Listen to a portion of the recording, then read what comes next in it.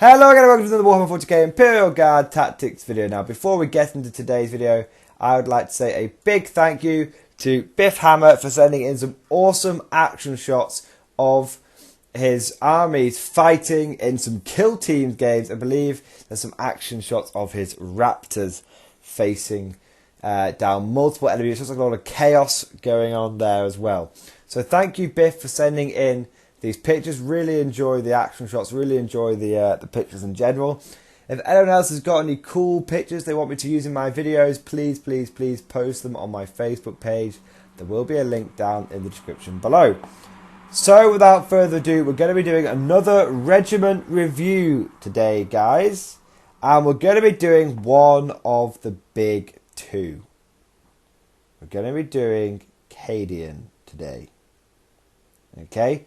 Now, I've been working my way through these regiment reviews, and I've purposely saved the Cadian, the Cadian ones till last, because I feel like they're the most competitive ones, and I've wanted to get the more fun ones out of the way. They're also sort of the most common ones, so I wanted to give a little bit of limelight to the more obscure regiments before focusing on the more important, well, not more important ones, but more well-known ones. So, Cadian. So we're going to have a look a little bit at the fluff of Cadia. To be honest, they're very, very well known. The planet Cadia, it used to lie to the entrance of the Eye of Terror. And the Eye of Terror was a region of space where the fabric of reality between normal space, also known as real space, and the immaterium, also known as the warp, the realm of chaos, was very, very thin. That layer was very, very thin. And so as a result, it's an area of space which is basically the realm of chaos, but in real space. Time does not pass normally in the Eye of Terror. And it is, the reason it's called the Eye of Terror is because it is a huge red nebula. That's what it appears to be, a huge red nebula, like a giant angry eye in the sky. And the warp, obviously because the fabric of reality around this airspace is very loose, it's very thin, it was a relatively turbulent area of space, and actually warp travel was very difficult because it's difficult to navigate in such a turbulent area, apart from around Cadia. Now, Cadia was essentially a planet that sat at that was the gateway to the Eye of Terror, because there used to be the pylons of Cadia. Now, there's so much fluff you could do on Cadia, but essentially, the pylons were some ancient Necron technology. The Imperium didn't realise it was Necron that was keeping the Eye of Terror at bay, and as a result, it was also making a stable area of warp travel. Now, as a result, that meant that if any Chaos forces wanted to leave the Eye of Terror, because that's where they had sought refuge after the Horus Heresy, if any Chaos forces wanted to leave, the best way to move massive forces was basically through Cadia and through the Cadian system. And as a result, the planet of Cadia was a fortress world like no other. Every single person on Cadia was a soldier. The birth rate and the recruitment rate were synchronized completely. There's lots of famous quotes. Any Cadian who couldn't field strip a lasgun blindfold by the age of 10 was born on the wrong planet.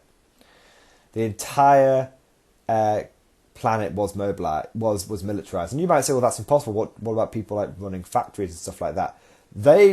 People ran factories, that's true. But they were all in the reserves. They all drilled. Every weekend, they all drilled.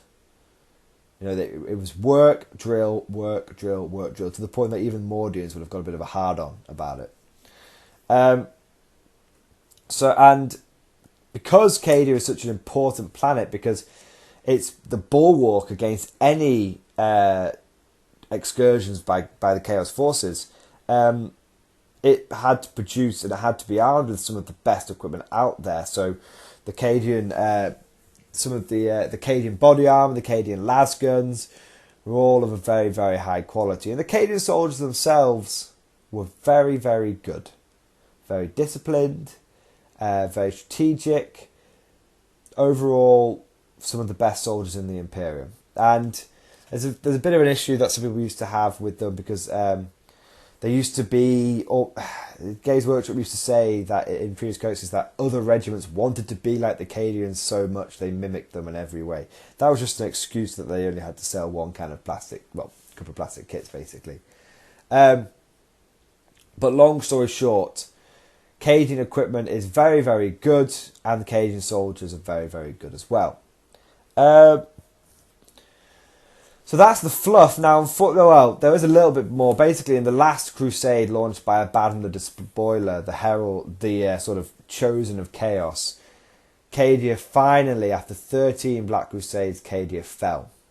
The defense of Cadia, there was 850 million, that was the population of the planet, so there's 850 million soldiers on the planet. And the Black Crusade of Abaddon could not break through. No matter how much they tried, they could not break through.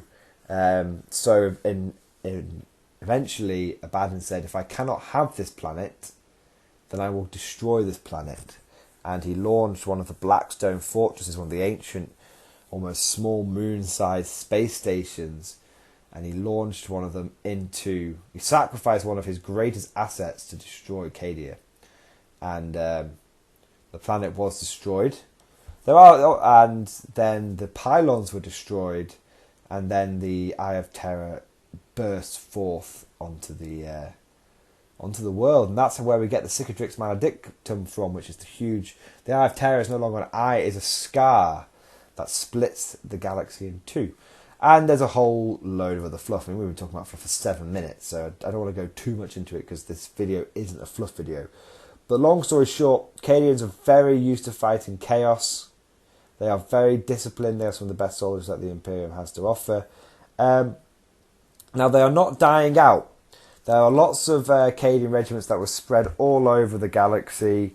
There are lots of colonies that have been settled by Cadians. And the system itself, you know, there's hundreds of planets that were around the Eye of Terror that were all manned and defended by Cadians. So that's why they're still such a prevalent force in the Imperium. Essentially, they no longer have a main homeworld, but they're scattered all over the Imperium. Colonies here, there, and everywhere. Bastions here, there, and everywhere. Fortresses here, there, and everywhere, defended by Cadians. And now they're pissed because their home planet has been killed.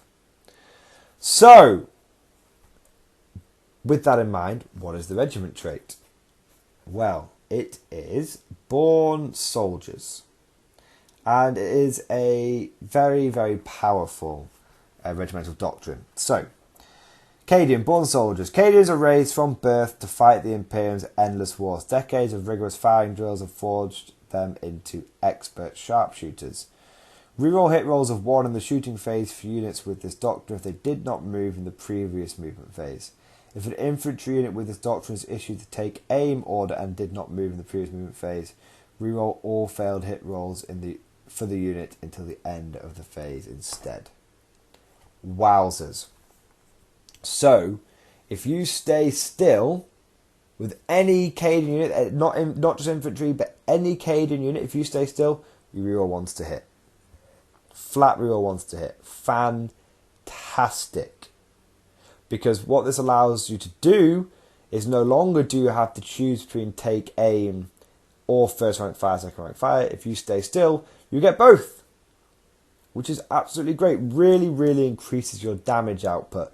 And if you're facing armies which have a lot of negative to hit modifiers, then you can do take aim, and it will allow you to. Yes, you won't be, if you're hitting on 4s, you won't be able to re-roll the 4s, but you'll be able to re-roll the 1s, 2s and 3s, which is big. And it's very good. It's very good for the go big or go home philosophy, because you can start putting las cannons and stuff in your regular infantry squads, and boom, you can reroll all hits with that las cannon. Very, very good. So it's a very shooty doctrine.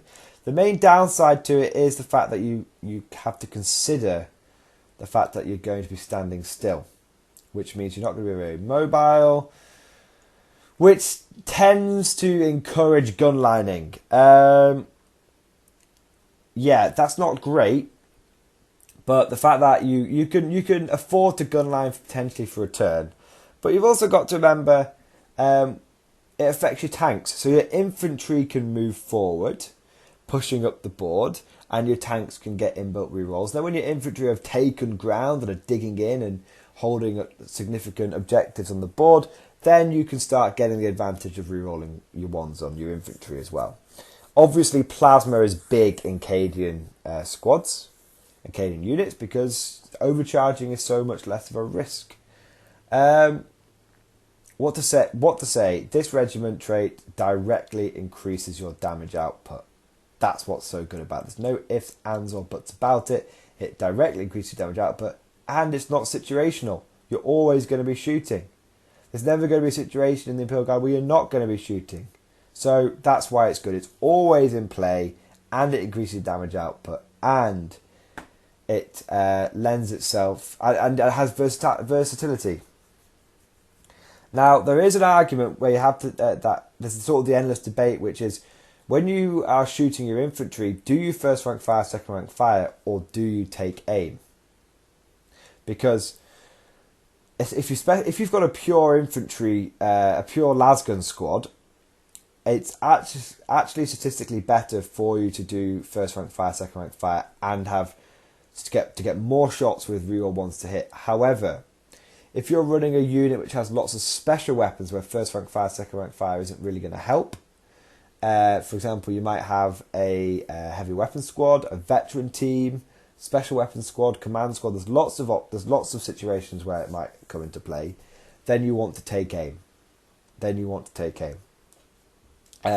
only want to bother with really using first rank fire, second rank fire if you're using full lasgun squads or heavy lasgun squads. You know, if you've got a heavy weapon and a special weapon, and your sergeant's got some sort of special weapon in there, like a plasma pistol or a bolter, then you're probably safe to say you can get away with using take aim. Now, what other parts are available to the regiment? Well, you have the stratagem, which is one of the best stratagems available to the Imperial Guard. It costs 2 command points, and it is overlapping fields of fire.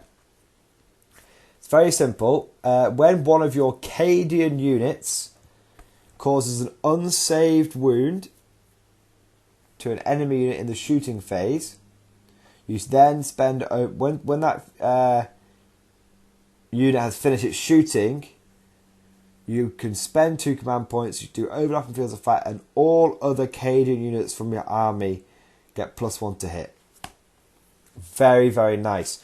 And what it allows you to do is it helps you to counter some of the -1 to hit modifiers out there, which really, really shaft guard. It allows you to eliminate high value targets in the enemy army. For example, big knights. If your opponent's got an Imperial Knight supporting his forces, it really helps you bring that thing down.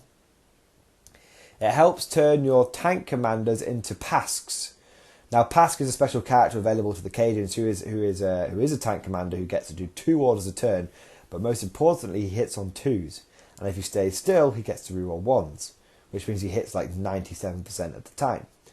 If Pask damages, let's say, an Imperial Knight, and then you use overlapping fields of fire, that means if you've got any of the tank commanders, like let's say 3 more tank commanders, each one of those is now hitting on 2s, rerolling 1s, essentially becoming Pasks themselves, which is amazing.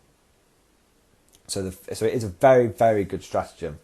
Lots of versatility, and again, why is it so good? Because it increases your damage output. Because it's anti-meta, it fights against those -1 to hit modifiers. You can, if you're facing Elder Flyer spam, you can start putting this thing on the flyers, or you can, which means your army will be able to keep shooting them out of the sky. Just a great stratagem, direct damage output. You're going to be using this thing every single turn.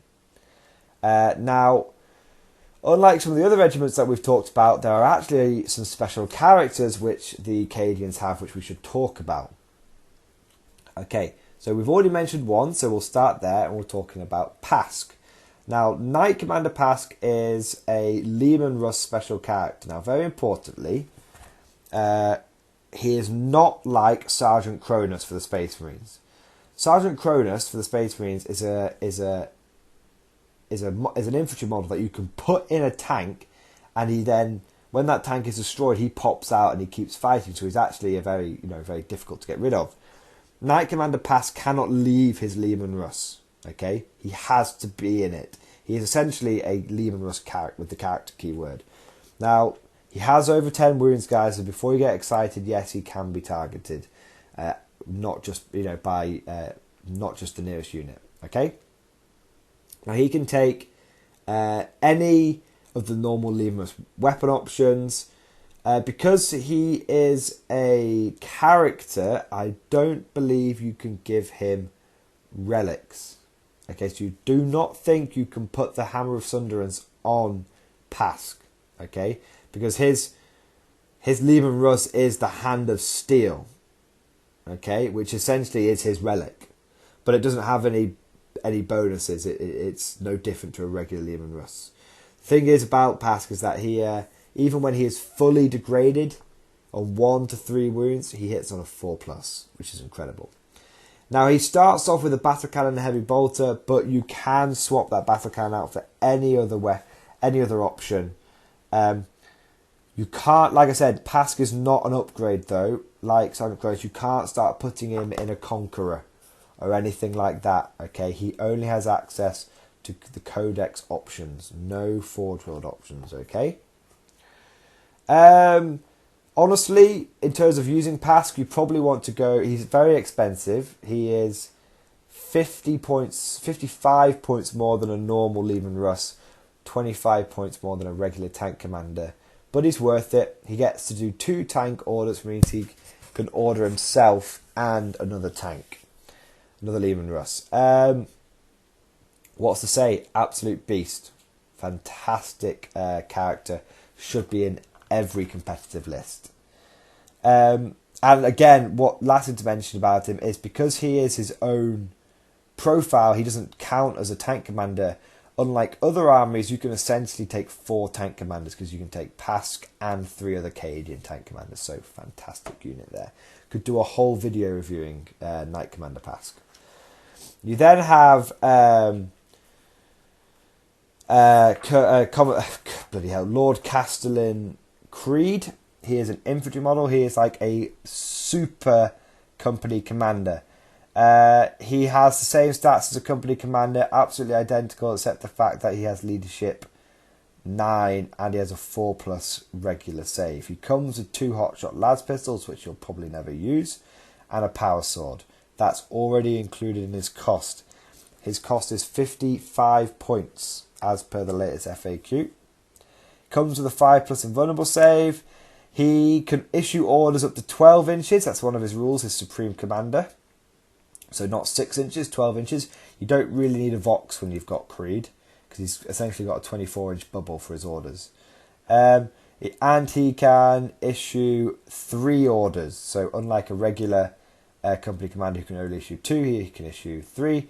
And if he is your Warlord, you get 2 extra command points. So if you're running a triple battalion Cadian force, which is a very competitive thing to do, and you take Creed as your Warlord, you get 20 command points in total.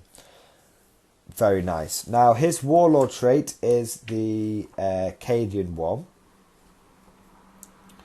But before we get into that, we will talk about the last special character for the Cadians, who is a nice little fluffy choice, not super competitive, but very nice. It is Jaron Kell, Colour Sergeant Kell. Now, for all intents and purposes, this guy is like a bodyguard.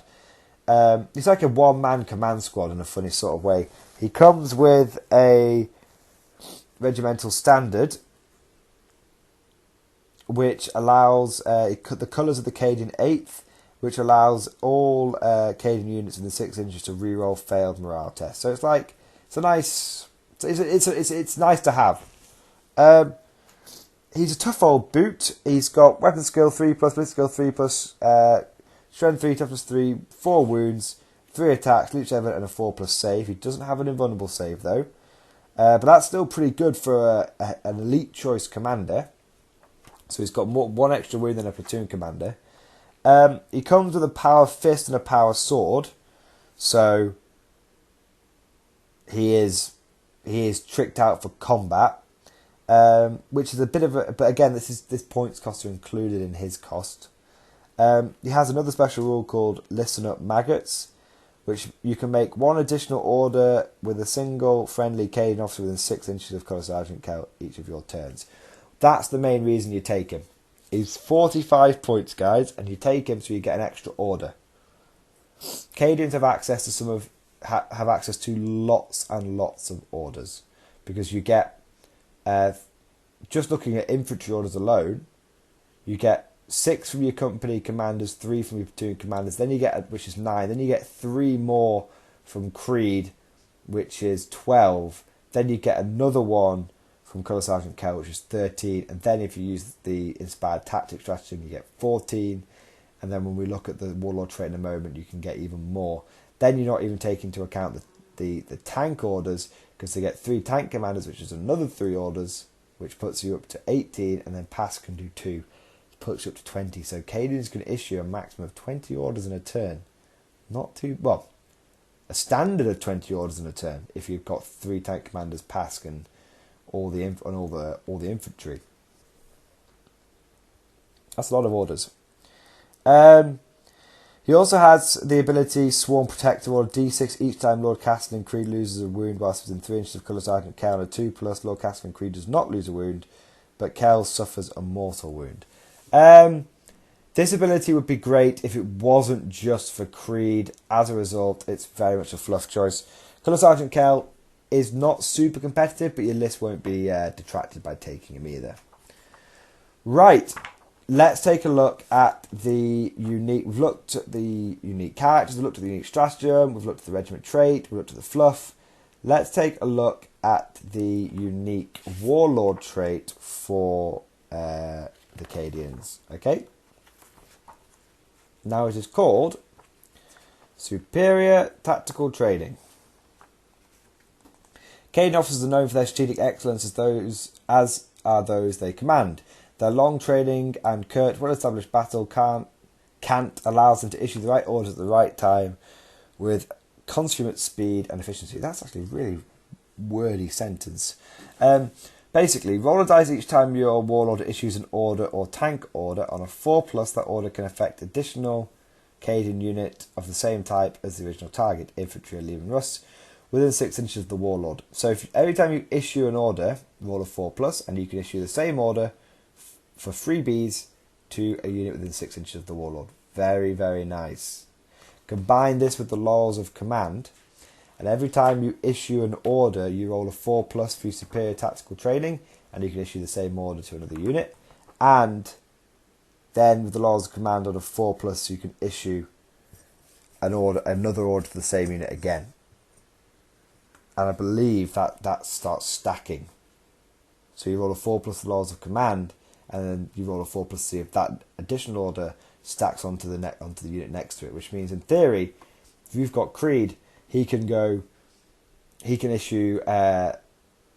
order 6 units, 2 orders each unit if you're perfect. Because you issue an order, laws of command issue a second order to the same squad. Then you superior tactical training to issue the order to the next squad, and laws of command that squad, and you keep going. So it's a real chain reaction of orders. Very unlikely that you're going to get it off completely, but very, very powerful. Yeah, great. More orders, free orders. You're not really short of them, but it's still good. It means you can make fire-based Kree, as we've talked about previously. The relic for Cadians is the relic of Lost Cadia. Though Cadia was destroyed by the 13th Black Crusade, its most sacred artefacts live on. The most meaningful amongst the medals and skulls of fallen heroes renegates with energy to defiance and inspires those around them to acts of retribution. Cadian model only. The bearer can unveil this relic at the start of any turn. Until the end of that turn, you can reroll hit and wound rolls of 1 for Cadian units within 12 inches of the bearer. You can instead reroll all failed hit and wound rolls for these units until the end of the turn if they're targeting a chaos unit. So you can only reveal this once. It's been FAQ'd, but it's within 12 inches. So what this allows you to do is if you move with your units, you can then reveal the Relic of Lost Cadia. Everyone within 12 inches still gets to reroll 1s to hit and reroll 1s to wound, and you can issue first rank fire, second rank fire to them as well. Or if you're fighting chaos, it just gets silly. The Relic of Lost Cadia is basically an auto win versus chaos. It's horrible. It's like having old grudges against the whole army. And you can still, it's amazing. It directly increases your damage output again.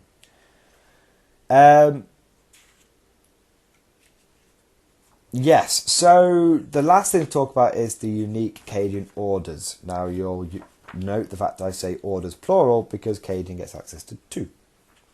Not just 1 like most regiments. And we're going to pull those up now. I believe they get access to 2 unique ones. Or am I being stupid? I am being completely stupid. Apologies. They don't get access. I always get superior tactical training mixed up. No, they only get access to 1 order, unique order, and it is a tank order. And it is pound them to dust. For the duration of this phase, you can reroll the dice for determining the number of attacks the order model can make with turret weapons, as described in the grinding advance ability above, that use a randomly determined number of shots, e.g. heavy d6. Now that's really important. Okay, because let's read the rule for grinding advance. The Lehman Russ tank's sturdy frame allows it to keep up a fearsome rate of 5 unit advances on the foe. If this model moves under half its movement speed in the movement phase, it can shoot its turret weapon twice in the shooting phase. The turret weapon must target the same unit both times. Furthermore, hit rolls for this model's turret weapon do not suffer the penalty for moving and shooting heavy weapons. The following weapons are turret weapons. Okay, now this is really interesting. So you shoot twice, right? So let's read pound them to dust. For the duration of the phase, you can reroll the dice and determine the number of attacks the order model can make with turret weapons. Okay, so you shoot the turret weapon, you get a 1, you can reroll it with pound them to dust. Then you shoot it a second time. Because this is for the duration of the phase, it's not for the first time you shoot, it's for the duration of your phase, you can reroll the other random dice. Really, really good. What this basically does, guys, is it allows your Cadian tanks, your Lehman Russes, to be as good as Catachan Lehman Russes. So you've not only, this is why I say Cadian is better than Catachan. Now, obviously, we haven't covered Catachan yet, but this is why I say Cadian is better than Catachan, because you get half the benefits of the Catachan regiment trait, as well as all the benefits of the Cadian regiment trait. So there we go, guys. I don't think I've missed anything out. If I have, please let me know down in the comments below. The Cadian is top tier competitive because at every single turn you are increasing your damage output. The orders allow you to get more shots, which means you're doing more damage. You're rerolling lots across the board. Your stratagem increases your damage output. Your relic increases your damage output. It's just overall an absolutely fantastic regiment trait, and I would say it is the top tier competitive guard trait at the moment if you're taking a pure Astra Militarum detachment. So there we go, guys. Cadians. If you want to be competitive, you take Cadians. Thank you for watching. I hope you enjoyed this video, and of course, I'll see you guys next time.